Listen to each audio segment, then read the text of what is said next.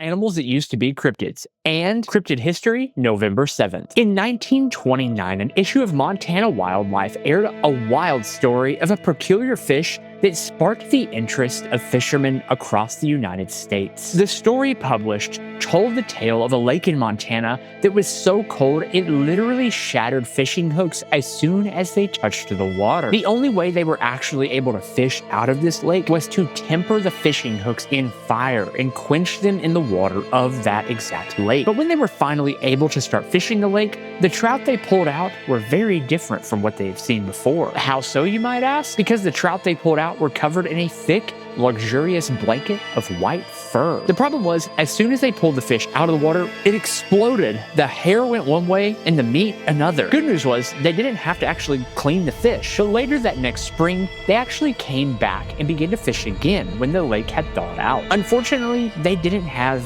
any luck. That is, until lunchtime, whenever one of the fishermen grabbed his portable phonograph. You like jazz? Because apparently, fur-bearing trout love it. They hopped up to the surface of the water, almost like they were taking a listen for themselves, and the fishermen took their nets and just scooped them right out. The fishermen went on to use this hair to make all kinds of mittens, jewelry, and even neck wraps that supposedly cured goiters. Come to find out, tales of fur-bearing trout can be found throughout history, from Iceland to Arkansas and everywhere in between. Now, some say these fish had to grow their own hair so they could survive the colder depths, and others say that there was a company that made hair growth chemicals, and when they were going out of business, they just dumped the remaining chemicals into the river, causing these fish to grow hair. But the truth of fur-bearing trout is a lot more simple. You see, fur-bearing trout aren't some elusive magical species, but rather just normal trout infected with something called cottonwool disease. Cottonwool disease is a colony of bacteria that grows on a fish's scales,